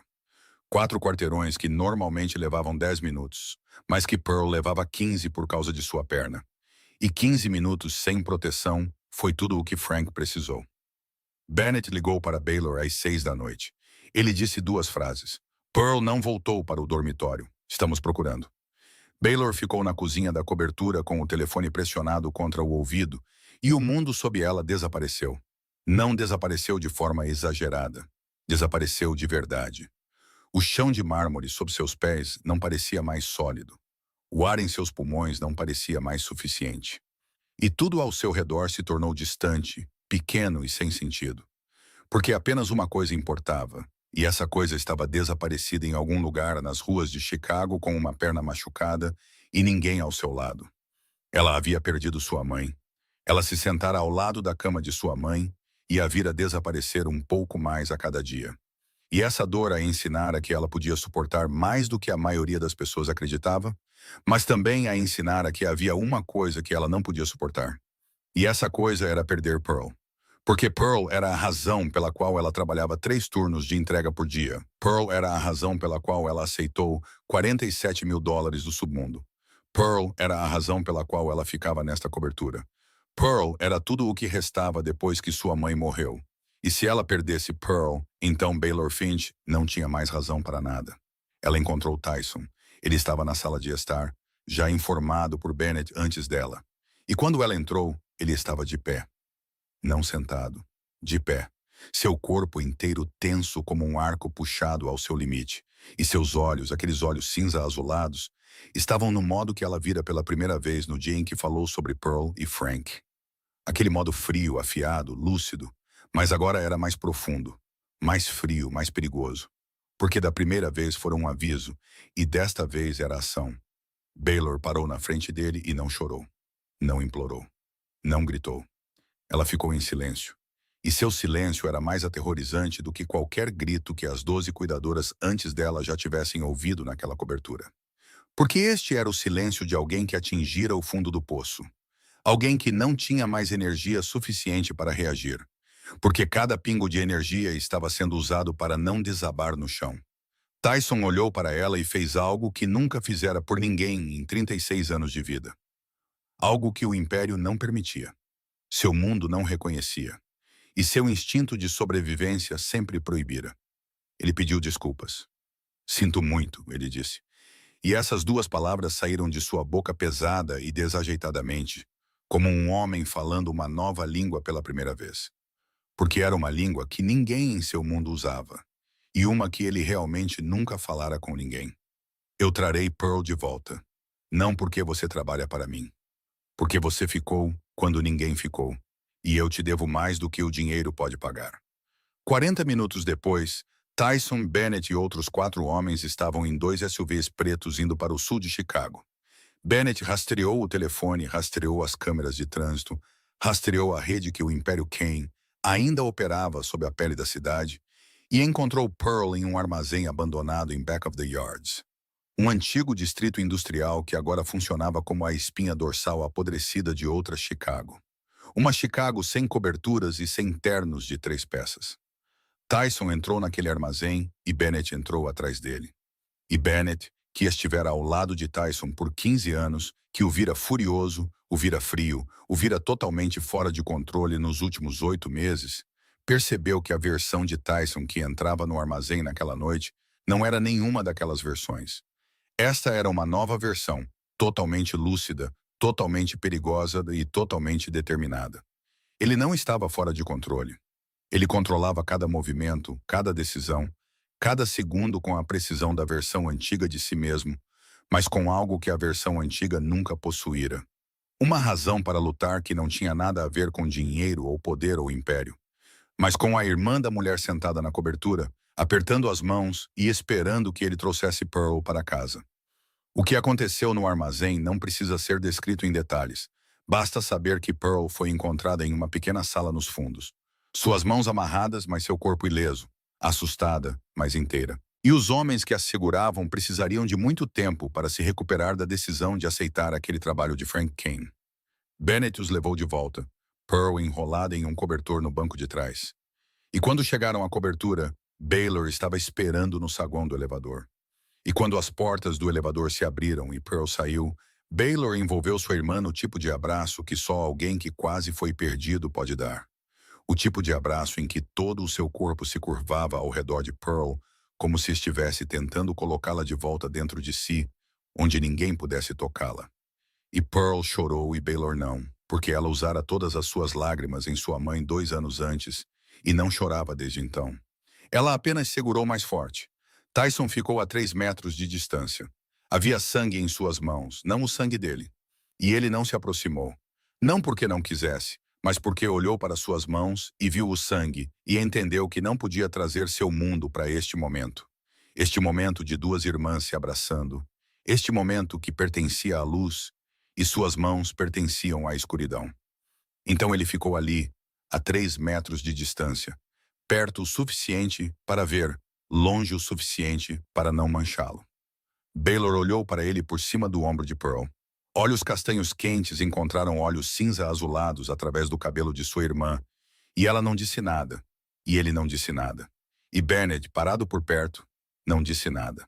Mas no saguão do elevador, no 62º andar, às 11 daquela noite, entre o cheiro de sangue e lágrimas e o traço persistente de pão assado ainda vindo da cozinha, os olhos dela disseram tudo o que sua boca nunca diria na frente de Pearl.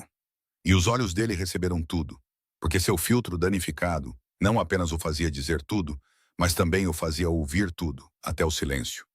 Mais tarde, depois que Pearl adormeceu e Baylor estava sentada ao lado de sua cama, Bennett ficou sozinho com Tyson na varanda e disse a única coisa que valia a pena dizer. Eu trabalho para você há 15 anos. Hoje à noite é a primeira vez que tenho medo de você, não porque você perdeu o controle, mas porque você tinha controle total. Tyson encontrou Frank na manhã seguinte no escritório particular de Frank, no prédio da Michigan Avenue. Apenas os dois, sem Bennett, sem guarda-costas, sem testemunhas, porque o que estava prestes a ser dito não precisava ser ouvido por ninguém, exceto pelos 2 homens que carregavam o nome Kane. Frank sentou-se atrás de sua mesa, em um terno cinza, cabelo prateado, penteado para trás, calmo como sempre, porque Frank estava sempre calmo. E essa era a coisa mais perigosa sobre ele. A capacidade de ficar parado enquanto tudo ao seu redor queimava e esperar até que as cinzas esfriassem o suficiente para ele passar por cima delas. Tyson permaneceu de pé. Ele não se sentou. Não porque não houvesse uma cadeira, mas porque queria que Frank tivesse que olhar para cima para ele. E neste mundo, a pessoa que olha para cima é a que está por baixo. Ele colocou um envelope na mesa.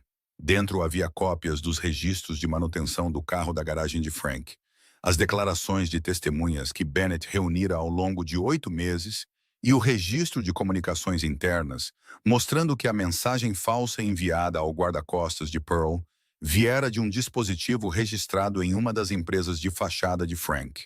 Não era suficiente para uma condenação em tribunal federal, mas era suficiente para o FBI abrir uma investigação. E uma investigação do FBI sobre o Império Kane não separaria tio de sobrinho. Engoliria tudo. E Frank sabia disso melhor do que ninguém, porque usara a mesma tática contra um rival 30 anos antes. Duas escolhas. Tyson disse com uma voz não mais alta do que alguém pedindo o jantar em um restaurante, calma a ponto de ser cruel. Você sai de Chicago permanentemente, ou este envelope vai para o FBI na segunda-feira. O sangue não vai te salvar, mas te dá a chance de ir embora em vez de ser carregado.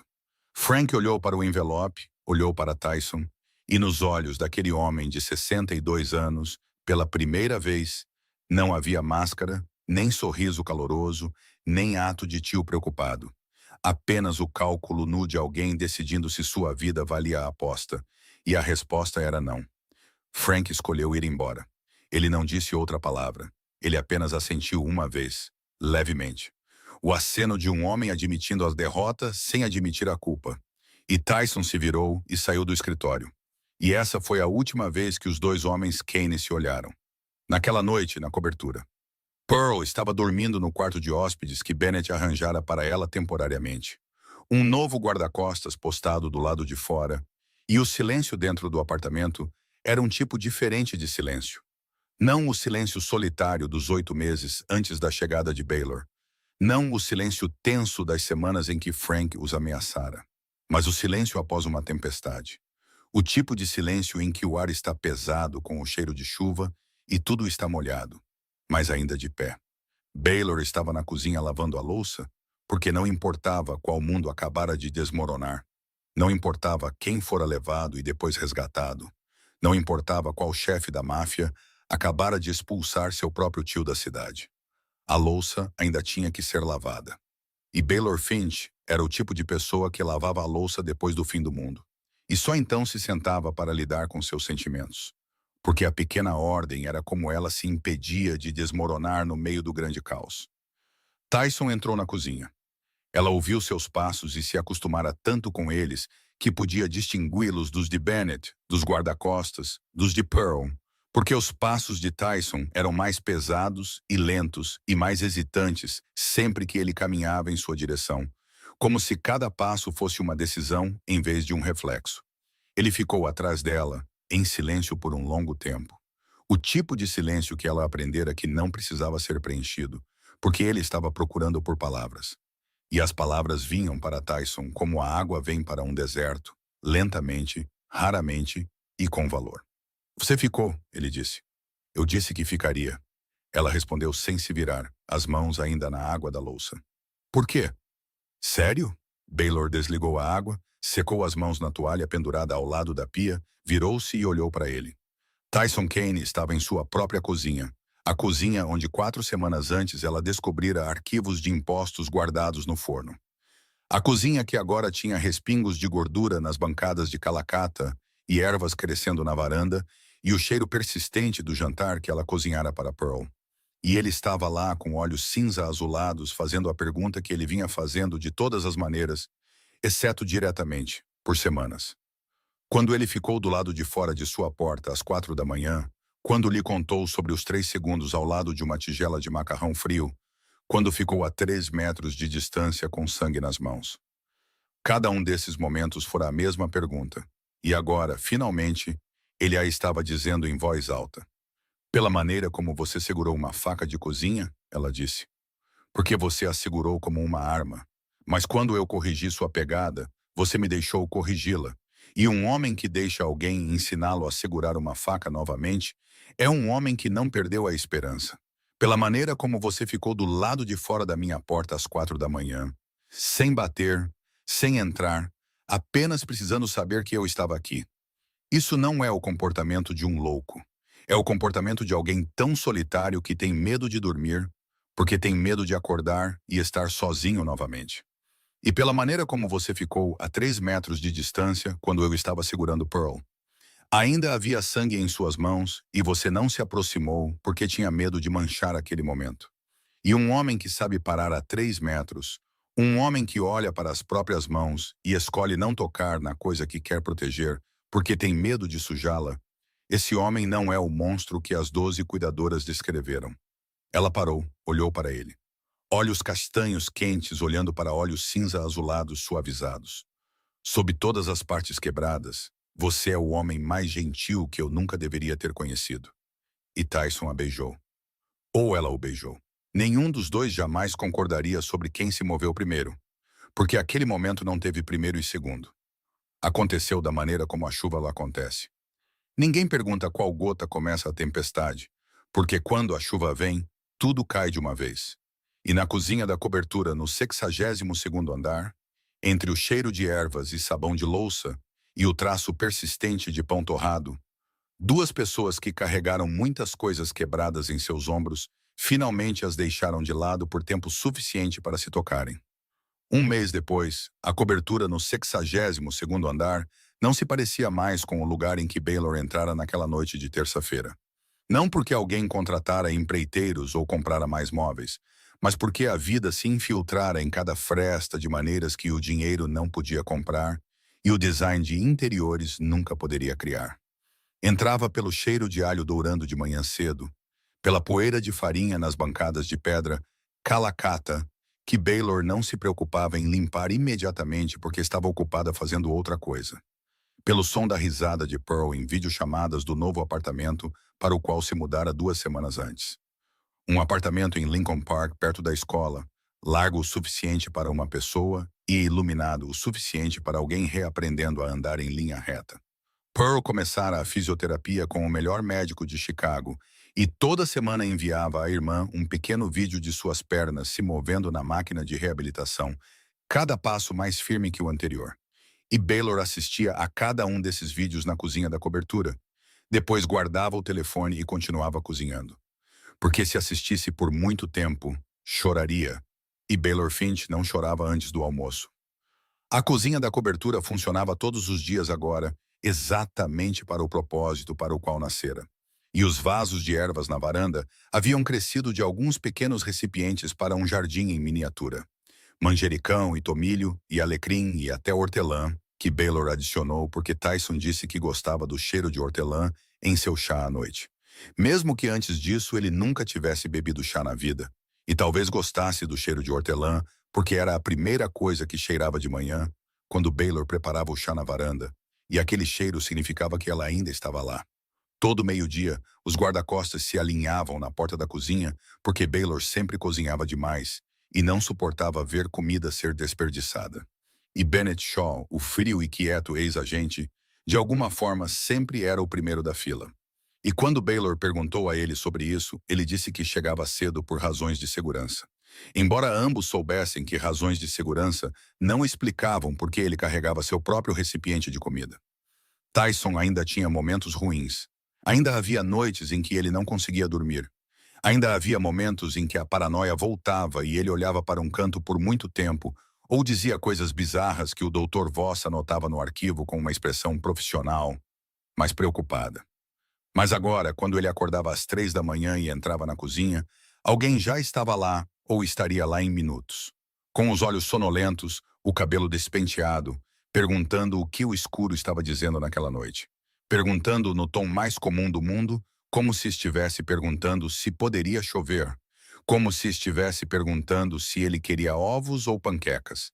E essa normalidade era um remédio que nenhum farmacêutico poderia prescrever.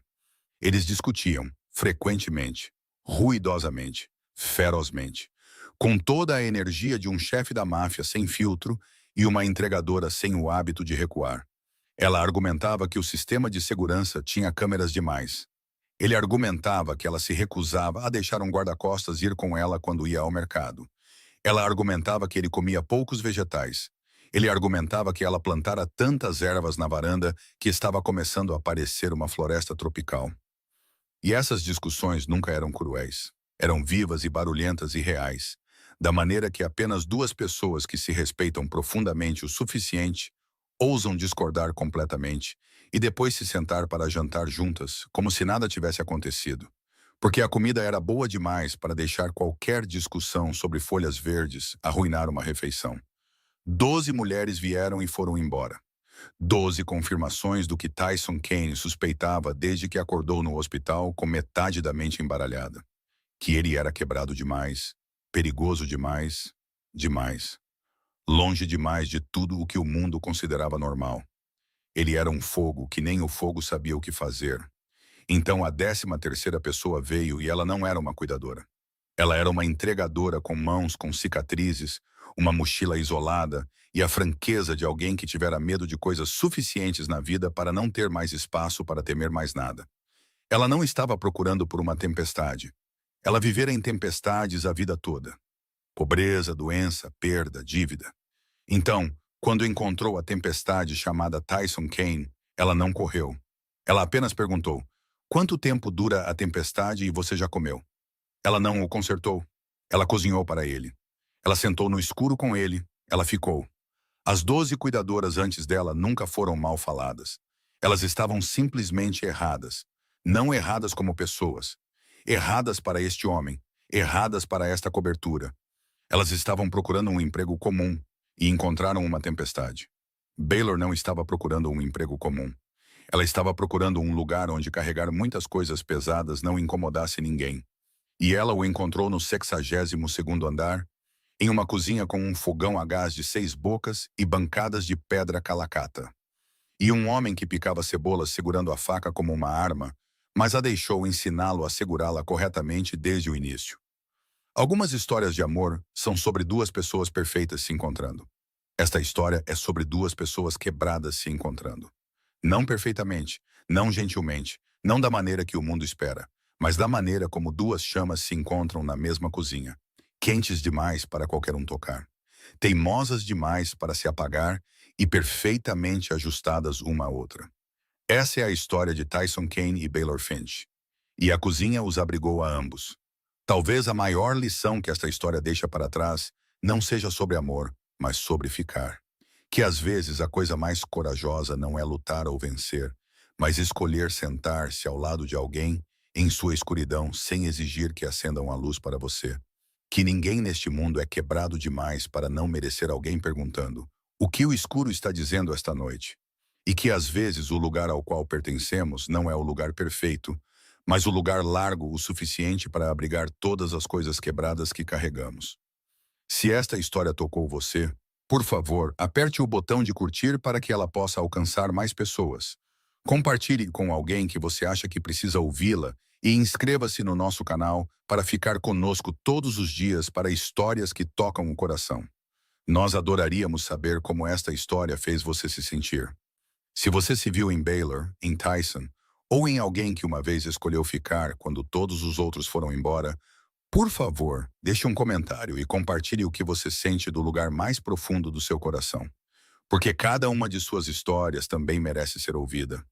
Desejamos a todos vocês que estão assistindo a este vídeo boa saúde, uma vida alegre e paz em cada dia que passa. Obrigado por estarem aqui conosco. Adeus e nos vemos no próximo vídeo.